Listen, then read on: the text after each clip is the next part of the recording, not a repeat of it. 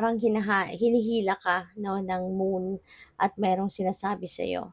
Merong importanteng, gabay or mensahe na, ikino-connect sa'yo kumbaga. Kaya maaaring magkakaroon ka dito ng weird na pakiramdam and all of a sudden, you may be getting, downloads of information, downloads of inspiration na pupuwedeng meron mga bagay na mare-realize, 'di ba, regarding your current situation. Parang yung ano mo sa ngayon, meron akong nararamdaman na kaba, baka kapag 'pag nag-aano kayo, tumitingin kayo sa sky at, parang nakatutok kayo, yung mga mata ninyo sa buwan, parang merong strong energy na parang nagfo-flow through you, kumbaga parang pumapasok sa katawan ninyo. That is a very powerful energy na maaaring galing sa universe, 'di ba? At naramdaman ninyo or nararamdaman ninyo 'yan, because you are staring at the moon.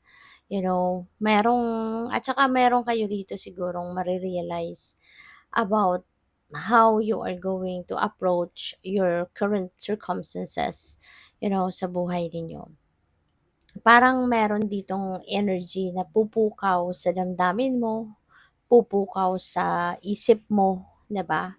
And there could be um intuitive messages dito that are very powerful na pupuwedeng alam mo 'yun, ang bilis ninyong ma-access, ang bilis ninyong ma-pick up ng message sa inyo ng divine.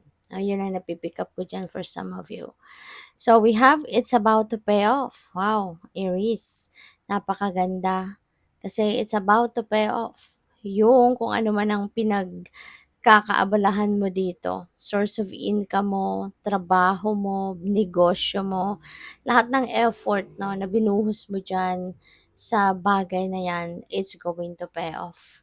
So, pupuwedeng magkaroon na kayo ngayon ng maraming pera, ma-receive mo na ngayon yung return of your investment, ma-receive mo na ngayon yung financial reward, 'di ba? Bilang bilang kapalit ng lahat ng sikap, tiyaga, dedication, 'di ba? Dugot pawis na inalay mo diyan sa ginawa mo, sa trabaho mo, and ngayon, 'di ba, it's going to pay off.